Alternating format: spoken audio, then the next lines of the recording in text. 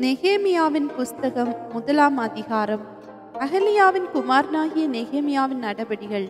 20ஆம் வருஷம் கிஸ்லேயு மாதத்தில் நான் சூசான் என்னும் அரண்மனையில் இருக்கும்போது சம்பவித்தது என்னவென்றால், என் சகோதரரில் ஒருவனாகிய ஆனானியும் வேறு சில மனுஷரும் யூதாவிலிருந்து வந்தார்கள். அவர்களிடத்தில் நான் சிறையிருப்பில் மீண்டு தப்பின யூதரின் செய்தியையும் எருசலேமின் செய்தியையும் விசாரித்தேன். அதற்கு அவர்கள், சிறையிருப்பிலிருந்து வந்திருக்கிறவர்கள் அந்த தேசத்திலே மகா தீங்கையும் நிந்தையையும் அனுபவிக்கிறார்கள். எருசலேமின் அலங்கம் இடிப்பட்டதும் அதன் வாசல்கள் அக்கினியால் சுட்டரிக்கப்பட்டதுமாய் கிடக்கிறது என்றார்கள். இந்த வார்த்தைகளை கேட்டபோது நான் உட்கார்ந்து அழுது சில நாளாய் துக்கித்து உபவாசித்து மன்றாடி பரலோகத்தின் தேவனை நோக்கி, பரலோகத்தின் தேவனாகிய கர்த்தாவே, உம்மில் அன்பு கூர்ந்து உம்முடைய கற்பனைகளை கைக்கொள்கிறவர்களுக்கு உடன்படிக்கையும் கிருபையும் காக்கிற மகத்துவமும் பயங்கரமான தேவனே, உமது அடியாராகிய இஸ்ரவேல் புத்திரருக்காக இன்றிரவு பகல் உமக்கு முன்பாக மன்றாடி, இஸ்ரவேல் புத்திரராகிய நாங்கள் உமக்கு விரோதமாக செய்த பாவங்களை அறிக்கையிடுகிற அடியனுடைய ஜெபத்தை கேட்கிறதற்கு உம்முடைய செவி கவனித்தும் உம்முடைய கண்கள் திறந்தும் இருப்பதாக. நானும் என் தகப்பன் வீட்டாரும் பாவம் செய்தோம். நாங்கள் உமக்கு முன்பாக மிகவும் கெட்டவர்களாய் நடந்தோம். நீர் உம்முடைய தாசனாகிய மோசேக்கு கற்பித்த கற்பனைகளையும் கட்டளைகளையும் நியாயங்களையும் கைக்கொள்ளாதே போனோம். நீங்கள் கட்டளையை மீறினால் நான் உங்களை ஜாதிகளுக்குள்ளே சிதறடிப்பேன் என்றும், நீங்கள் என்னிடத்தில் திரும்பி என் கற்பனைகளை கைக்கொண்டு அவைகளின்படி செய்வீர்களானால் உங்களிலே தள்ளுண்டு போனவர்கள் வானத்தின் கடையாந்திரத்திலே இருந்தாலும் நான் அங்கே இருந்து அவர்களை சேர்த்து என் நாமம் விளங்கும்படி நான் தெரிந்து கொண்ட ஸ்தலத்துக்கு அவர்களை கொண்டு வருவேன் என்றும் தேவரீர் உம்முடைய தாசனாகிய மோசேக்கு கட்டளையிட்ட வார்த்தையை நினைத்தருளும். தேவரீர் உமது மகா வல்லமையினாலும் உமது பலத்த கரத்தினாலும் மீட்டு கொண்ட உமது அடியாரும் உமது ஜனங்களும் இவர்கள் தானே. ஆண்டவரே, உமது அடியாரின் ஜெபத்தையும் உமது நாமத்துக்கு பயப்பட வேண்டும் என்று விரும்புகிற உமது அடியாரின் ஜெபத்தையும் உமது செவிகள் கவனித்திருப்பதாக. இன்றைக்கு உமது அடியானுக்கு காரியத்தை கைகூடி வரப்பண்ணி இந்த மனுஷனுக்கு முன்பாக எனக்கு இரக்கம் கிடைக்க பண்ணி அருளும் என்று பிரார்த்தித்தேன். நான் ராஜாவுக்கு பானபாத்திரக்காரனாய் இருந்தேன். நெகேமியா 2ஆம் அதிகாரம். அர்த்தசாஷ்டா ராஜாவின் 20ஆம் வருஷம் நீசான் மாதத்திலே திராட்சரசம் ராஜாவுக்கு முன்பாக வைத்திருக்கையில் நான் அதை எடுத்து அவருக்கு கொடுத்தேன். நான் முன் ஒருபோதும் அவர் சமூகத்தில் துக்கமுகமாய் இருந்ததில்லை. அப்பொழுது ராஜா என்னை பார்த்து, நீ துக்கமுகமாய் இருக்கிறது என்ன? உனக்கு வியாதி இல்லையே? இது மனதின் துக்கமே ஒழிய வேறொன்றும் அல்ல என்றார். அப்பொழுது நான் மிகவும் பயந்து ராஜாவை நோக்கி, ராஜா என்றைக்கும் வாழ்க. என் பிதாக்களின் கல்லறைகள் இருக்கும் ஸ்தலமாகிய நகரம் பாழானதும் அதன் வாசல்கள் அக்கினியால் சுட்டரிக்கப்பட்டதுமாய் கிடக்கும் போது நான் துக்க முகத்தோடு இராதிருப்பது எப்படி என்றேன். அப்பொழுது ராஜா என்னை பார்த்து, நீ கேட்கிற காரியம் என்ன என்றார். அப்பொழுது நான் பரலோகத்தின் தேவனை நோக்கி ஜெபம் பண்ணி ராஜாவை பார்த்து, ராஜாவுக்கு சித்தமாயிருந்து அடியனுக்கு உமது சமூகத்தில் தயை கிடைத்ததானால் என் பிதாக்களின் கல்லறைகளில் இருக்கும் கட்டடத்தை கட்டும்படி யூத தேசத்துக்கு நீர் என்னை அனுப்ப வேண்டிக் கொள்ளுகிறேன் என்றேன். அப்பொழுது ராஜஸ்திரீயும் பக்கத்தில் உட்கார்ந்திருந்தாள். ராஜா என்னை பார்த்து, உன் பிரயாணம் எத்தனை நாள் செல்லும்? நீ எப்பொழுது திரும்பி வருவாய் என்று கேட்டார். இவ்வளவு காலம் செல்லும் என்று நான் ராஜாவுக்கு சொன்ன போது என்னை அனுப்ப அவருக்கு சித்தமாயிற்று. பின்னும் நான் ராஜாவை பார்த்து, ராஜாவுக்கு சித்தமாயிருந்தால் நான் யூத தேசத்துக்கு போய் சேரும் மட்டும் நதிக்கு அப்புறத்தில் இருக்கிற தேசாதிபதிகள் என்னை வழிவிட்டு அனுப்பும்படிக்கு அவர்களுக்கு கடிதங்கள் கொடுக்கும்படிக்கும் தேவாலயத்துக்கு இருக்கிற அரண்மனையின் கதவு வேலைக்கும் நகர அலங்கத்தின் வேலைக்கும் நான் தங்க போகிற வீட்டின் வேலைக்கும் வேண்டிய மரங்களை ராஜாவின் வனத்து காவலாளனாகிய ஆசாப் எனக்கு கொடுக்கும்படிக்கும் அவனுக்கும் ஒரு கடிதம் கட்டளையிடப்படுவதாக என்றேன். என் தேவனுடைய தயவுள்ள கரம் என்மேல் இருந்தபடியால் ராஜா அவைகளை எனக்கு கட்டளையிட்டார். அப்படியே நான் நதிக்கு அப்புறத்தில் இருக்கிற தேசாதிபதிகளிடத்துக்கு வந்து ராஜாவின் கடிதங்களை அவர்களுக்கு கொடுத்தேன். ராஜா என்னோட கூட இராணுவ சேர்வைக்காரரையும் குதிரை வீரரையும் அனுப்பியிருந்தார். இதை ஓரோனியனான சன்பலாத்தும் அம்மோனியனான தொபியா என்னும் ஊழியக்காரனும் கேட்டபோது, இஸ்ரவேல் புத்திரரின் நன்மையை விசாரிக்க ஒருவன் வந்தான் என்பது அவர்களுக்கு மிகவும் விசனமாய் இருந்தது. நான் எருசலேமுக்கு வந்து அங்கே 3 நாள் இருந்த பின்பு நான் சில மனுஷரை கூட்டிக் கொண்டு ராத்திரியில் எழுந்து நகர சோதனை செய்தேன். ஆனாலும் எருசலேமுக்காக செய்யும்படி என் தேவன் என் மனதிலே வைத்ததை நான் ஒருவருக்கும் அறிவிக்கவில்லை. நான் ஏறி போன மிருகமே அல்லாமல் வேறொரு மிருகம் என்னோடு இருந்ததில்லை. நான் அன்று ராத்திரி பள்ளத்தாக்கின் வாசல் வழியாய் புறப்பட்டு வலுசற்ப துறவை கடந்து குப்பைமேட்டு வாசலுக்கு வந்து எருசலேமில் இடித்து போன அலங்கத்தையும் அக்கினியால் சுட்டரிக்கப்பட்ட அதன் வாசல்களையும் பார்வையிட்டேன். அவ்விடத்தை விட்டு ஊருணி வாசல் அண்டைக்கும் ராஜாவின் குளத்தண்டைக்கும் போனேன். நான் ஏறியிருந்த மிருகம் அங்கே நடந்து போகிறதற்கு வழி இல்லாதிருந்தது. அன்று ராத்திரியிலே நான் ஆற்றோரமாய் போய் அலங்கத்தை பார்வையிட்டு திரும்பி பள்ளத்தாக்கின் வாசல் வழியாய் வந்துவிட்டேன். நான் போனதும் நான் செய்ததும் அதிகாரிகள் ஒருவருக்கும் தெரியாது. அதுவரையிலும் நான் யூதருக்காகிலும் ஆசாரியர்கள் பெரியவர்கள் அதிகாரிகளுக்காகிலும் வேலை செய்கிற மற்றவர்களுக்காகிலும் ஒன்றும் அறிவிக்கவில்லை. பின்பு நான் அவர்களை நோக்கி, எருசலேம் பாழாயிருக்கிறதையும் அதன் வாசல்கள் அக்கினியால் சுட்டரிக்கப்பட்டு கிடக்கிறதையும் நாம் இருக்கிற சிறுமையையும் பார்க்கிறீர்களே. நாம் இனி நிந்தைக்குள்ளாய் இராதபடிக்கு எருசலேமின் அலங்கத்தை கட்டுவோம் வாருங்கள் என்று சொல்லி என் தேவனுடைய கரம் என்மேல் நன்மையாக இருக்கிறதையும் ராஜா என்னோட சொன்ன வார்த்தைகளையும் அவர்களுக்கு அறிவித்தேன். அப்பொழுது அவர்கள் எழுந்து கட்டுவோம் வாருங்கள் என்று சொல்லி அந்த நல்ல வேலைக்கு தங்கள் கைகளை திடப்படுத்தினார்கள். ஓரோனியனான சன்பல்லாத்தும் அம்மோனியனான தொபியா என்னும் ஊழியக்காரனும் அரபியனான கேஷேவும் இதை கேட்டபோது, எங்களை பரியாசம் பண்ணி எங்களை நிந்தித்து, நீங்கள் செய்கிற இந்த காரியம் என்ன? நீங்கள் ராஜாவுக்கு விரோதமாய் கலகம் பண்ணி போகிறீர்களோ என்றார்கள். அதற்கு நான் மறுமொழியாக, பரலோகத்தின் தேவனானவர் எங்களுக்கு காரியத்தை கைகூடி வர பண்ணுவார். அவருடைய ஊழியக்காரராகிய நாங்கள் எழுந்து கட்டுவோம். உங்களுக்கோ வென்றால் எருசலேமிலே பங்கும் இல்லை, பாக்கியமும் இல்லை, பாத்தியமும் இல்லை, உங்கள் பேர் விளங்க ஒன்றும் இல்லை என்று அவர்களோடே சொன்னேன். நெகேமியா 3ஆம் அதிகாரம். அப்பொழுது பிரதான ஆசாரியனாகிய எலியாசிப்பும் அவன் சகோதரராகிய ஆசாரியர்களும் எழுந்து ஆட்டு வாசலை கட்டினார்கள். அதை கட்டி அவர்கள் பிரதிஷ்டை பண்ணி அதன் கதவுகளை வைத்து மேயா என்கிற கொம்மை முதல் அனாயேலின் கொம்மை மட்டும் கட்டி பிரதிஷ்டை பண்ணினார்கள். அவன் அருகே எரிகோவின் மனுஷர் கட்டினார்கள்.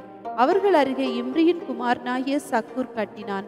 நீன் வாசலை அசேனாவின் குமாரனா கட்டினார்கள். அதற்கு உத்திரம் பாவி அதற்கு கதவுகளையும் பூட்டுகளையும் தாழ்பாள்களையும் போட்டார்கள்.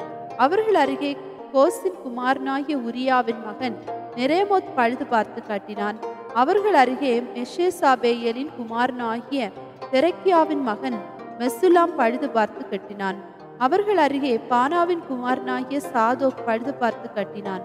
அவர்கள் அருகே தெக்கோவா ஊரார் பழுது பார்த்து கட்டினார்கள். அவர்களுடைய பிரபுக்களோ தங்கள் ஆண்டவருடைய வேலைக்கு தங்கள் கழுத்தை கொடுக்கவில்லை.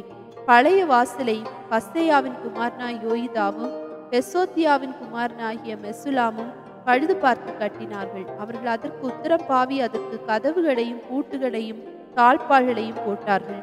அவர்கள் அருகே கிபியோன் மிஸ்பா ஊர்களின் மனுஷரான மெலதியா என்னும் கிபியோனியனும் யாதோன் என்னும் மெரோத்தியஸ் என்னும் நதிக்கு இப்புறத்தில் இருக்கிற அதிபதியின் சமஸ்தானம் மட்டும் பழுது பார்த்து கட்டினார்கள். அவர்கள் அருகே தட்டாரில் ஒருவனாகிய அராயாவின் குமாரன் ஊசியல் பழுது பார்த்து கட்டினான். அவன் அருகே தைலக்காரரில் ஒருவன் குமாரனாகிய அனனியா பழுது பார்த்து கட்டினான். அது முதற்கொண்டு அகலமான மதில் மட்டும் எருசலேம் இடிக்காமல் விட்டிருந்தது. அவர்கள் அருகே எருசலேம் பட்டணத்தின் பாதிக்கு பிரபு ஆகிய ஊரின் குமாரன் ரெப்பாயா பழுது பார்த்து கட்டினான். அவர்கள் அருகே அருமாப்பின் குமாரன் யதாயா தன் வீட்டுக்கு எதிரானதை பழுது பார்த்து கட்டினான். அவன் அருகே ஆசாதேயாவின் குமாரன் அத்தூஸ் பழுது பார்த்து கட்டினான். மற்ற பங்கையும் சூளைகளின் கொம்மையையும் ஆரிமின் குமாரன் மல்கிஜாவும் பாகாத் மோவாவின் குமாரன் அசுபும் பழுது பார்த்து கட்டினார்கள். அவன் அருகே எருசலேம் பட்டணத்தின் மறுபாதிக்கு பிரபு ஆகிய அலோஹேசின் குமாரன் சல்லூமும் அவன் குமார்த்திகளும் பழுது பார்த்து கட்டினார்கள். பள்ளத்தாக்கின் வாசலை ஆனூனும் கனோவாகின் குடிகளும் பழுது பார்த்து கட்டினார்கள். அவர்கள் அதை கட்டி அதற்கு கதவுகளையும் பூட்டுகளையும் தாழ்பாள்களையும் போட்டு குப்பை மேட்டு வாசல் மட்டாக அலங்கத்தில் 1000 முழம் கட்டினார்கள். குப்பை மேட்டு வாசலை பெத்தேரேமின் மகாணத்து பிரபு ஆகிய ரெக்காவின் குமாரன் மல்கியா பழுது பார்த்து அதை கட்டி அதற்கு கதவுகளையும் பூட்டுகளையும் தாழ்பாள்களையும் போட்டான். ஊருணி வாசலை மிஸ்பாவின் மகாணத்து பிரபு ஆகிய கொலோசேயின் குமாரன் சல்லும் பழுது பார்த்து அதை கட்டி மச்சுப்பாவி அதற்கு கதவுகளையும் பூட்டுகளையும் தாழ்பாள்களையும் போட்டு ராஜாவின் சிங்கார தோட்ட தண்டையில் இருக்கிற சீலோவாவில் குளத்தின் மதிலையும் தாவீது நகரத்திலிருந்து இறங்குகிற படிகள் மட்டாக இருக்கிறதையும் கட்டினான். அவனுக்கு பின்னாக பெத்சூர் மாகாணத்தின் பாதிக்கு பிரபுவாகிய அஸ்பூகின் குமாரன் நெகேமியா தாவீதின் கல்லறைகளுக்கு எதிரான இடமட்டாகவும் வெட்டப்பட்ட குளமட்டாகவும் பராக்கிரமசாலிகளின் வீடு மட்டாகவும் இருக்கிறதை பழுது பார்த்து கட்டினான். அவனுக்கு பின்னாக லேவியரில் பானியின் குமாரன் ரெகூமும் அவன் அருகே கேகிலா மாகாணத்தில் தன்னுடைய பாதி பங்குக்கு பிரபு ஆகிய அசபியாவும் பழுது பார்த்து கட்டினார்கள். அவனுக்கு பின்னாக அவனுடைய சகோதரரில் கேகிலா மாகாணத்து மறுபாதிக்கு பிரபு ஆகிய ஏனதாத்தின் குமாரன் பபாயி பழுது பார்த்து கட்டினான். அவன் அருகே மிஸ்பாவின் பிரபுவாகிய எசுவாவின் குமாரன் ஏசர் என்பவன் மதிலின் கொடியிலே ஆயுத சாலையின் படிகளுக்கு எதிரே இருக்கிற வேறொரு பங்கை பழுது பார்த்து கட்டினான்.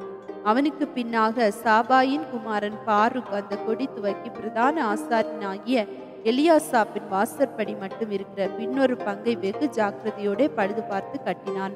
அவனுக்கு பின்னாக கோசின் குமாரனாகிய உரியாவின் மகன் மெரேமோத் எலியாஸ்கிப்பின் வீட்டு வாசற்படி துவக்கி அவனுடைய வீட்டின் கடைக்கொடி மட்டும் இருக்கிற பின்னொரு பங்கை பழுது பார்த்து கட்டினான். அவனுக்கு பின்னாக சமனான பூமியில் வாசமாயிருக்கிற ஆசாரியர்கள் பழுது பார்த்து கட்டினார்கள். அவர்களுக்கு பின்னாக பென்யமீனும் அசூபும் தங்கள் வீட்டுக்கு எதிரே இருக்கிறதை பழுது பார்த்து கட்டினார்கள். அவர்களுக்கு பின்னாக அனனியாவின் குமாரனாகிய மசேயாவின் மகன் அசரியா தன் வீட்டின் அருகே இருக்கிறதை பழுது பார்த்து கட்டினான். அவனுக்கு பின்னாக ஏனதாத்தின் குமாரன் பின்னூயி அசரியாவின் வீடு துவக்கி அலங்கத்து கொடி வளைவு வரைக்கும் இருக்கிற வேறொரு பங்கை பழுது பார்த்து கட்டினான். உசாயின் குமாரன் பலால் வளைவுக்கு எதிரேயும் காவல் வீட்டின் முற்றத்துக்கு அடுத்த ராஜாவின் உயரமான அரண்மனைக்கு வெளிப்புறம் இருக்கிற பொம்மைக்கு எதிரேயும் இருக்கிறதை கட்டினான். அவனுக்கு பின்னாக பாரோஷின் குமாரன் பெதாயாவும் ஓபேலிலே குடியிருக்கிற நிதனீமியரை சேர்ந்த மனிதரும் கிழக்கே இருக்கிற தண்ணீர் வாசலுக்கு வெளிப்புறமான கொம்மைக்கு எதிரே இருக்கிற இடமட்டும் கட்டினார்கள். அவர்களுக்கு பின்னாக தெக்கோவா ஊரார் வெளிப்புறமான பெரிய கொம்மைக்கு எதிரே ஓபேலின் மதில் மட்டும் இருக்கிற பின்னொரு பங்கை பழுது பார்த்து கட்டினார்கள். குதிரை வாசல் முதற்கொண்டு ஆசாரியர்கள் அவரவர் தங்கள் வீடுகளுக்கு எதிரே இருக்கிறதை பழுது பார்த்து கட்டினார்கள். அவர்களுக்கு பின்னாக இம்மேரின் குமாரன் சாதோக் தன் வீட்டுக்கு எதிரே இருக்கிறதை பழுது பார்த்து கட்டினான். அவனுக்கு பின்னாக கிழக்கு வாசலை காக்கிற செக்கனியாவின் குமாரன் செமாயா பழுது பார்த்து கட்டினான். அவனுக்கு பின்னாக செல்மியாவின் குமாரன் அனினியாவும் சாவாபின் 6வது குமாரனாகிய ஆனூனும் வேறொரு பங்கை பழுது பார்த்து கட்டினார்கள். அவர்களுடைய பெரக்கியாவின் குமாரன் மெசுல்லாம் தன் அறை வீட்டு எதிரே இருக்கிறதை பழுது பார்த்து கட்டினான். அவனுக்கு பின்னாக தட்டானான் நின் குமாரனாகிய மல்கியா மிப்காத் என்னும் வாசலுக்கு எதிரே நிதனிமியரும் மளிகைக்காரர் குடியிருக்கிற ஸ்தலம் முதல் கொடியின் மேல் மட்டாக இருக்கிறதை பழுது பார்த்து கட்டினான். கொடியிலே மேல் வீட்டுக்கும் ஆட்டு வாசலுக்கும் நடுவே இருக்கிற தட்டாரும் மளிகைக்காரரும் பழுது பார்த்து கட்டினார்கள். நெகேமியா 4ஆம் அதிகாரம். நாங்கள் அலங்கத்தை கட்டுகிற செய்தியை சன்பல்லாத் கேட்டபோது அவன் கோபித்து எரிச்சல் அடைந்து யூதரை சங்கந்தம் பண்ணி, அந்த அற்பமான யூதர் செய்கிறது என்ன? அவர்களுக்கு இடம் கொடுக்கப்படுமோ? பலியிடுவார்களோ? ஒரு நாளிலே முடித்து போடுவார்களோ? சுட்டரித்து போடப்பட்டு மண்மேடுகளான கற்களுக்கு உயிர் கொடுப்பார்களோ என்று தன் சகோதரருக்கும் சமாரியாவின் சேனைக்கு முன்பாக சொன்னான். அப்பொழுது அம்மோனியன் ஆகிய தொபியா அவன் பக்கத்தில் நின்று, அவர்கள் கட்டினால் என்ன? ஒரு நரி ஏறி போனால் அவர்களுடைய கல்மதில் இடிந்து போகும் என்றான். எங்கள் தேவனே, நாங்கள் அவமதிக்கப்படுகிறதை கேட்டு அவர்கள் நிந்திக்கிற நிந்தையை அவர்கள் தலையின் மேல் திருப்பி அவர்கள் சிறையிருப்பின் தேசத்திலே சூறைக்கு ஒப்புக்கொடும். அவர்கள் அக்கிரமத்தை மூடி போடாதையும் அவர்கள் பாவம் உமக்கு முன்பாக கொலைக்கப்படாதிருப்பதாக கட்டுகிறவர்களுக்கு மனமடி உண்டாக பேசினார்களே. நாங்கள் அலங்கத்தை கட்டி வந்தோம். அலங்கமெல்லாம் பாதி மட்டும் ஒன்றாய் இணைந்து உயர்ந்தது. ஜனங்கள் வேலை செய்கிறதுக்கு ஆவலாயிருந்தார்கள். எருசலேமின் அலங்கத்தை கட்டுகிற வேலை வளர்ந்தே இருக்கிறது என்றும் இடிக்கப்பட்ட இடங்கள் அடைப்பட்டு வருகிறது என்றும் சன்பலாத்தும் தொபியாவும் அரபியரும் அம்மோனியரும் அஸ்தோத்திற்கு கேட்டபோது அவர்கள் மிகவும் எரிச்சலாகி எருசலேமின் மேல் யுத்தம் பண்ண எல்லாரும் ஏகமாய் வரவும் வேலையை தடுக்கவும் கட்டுப்பாடு பண்ணினார்கள். ஆனாலும் நாங்கள் எங்கள் தேவனை நோக்கி ஜெபம் பண்ணி அவர்கள் நிமித்தம் இரவும் பகலும் ஜாம காக்கிறவர்களை வைத்தோம்.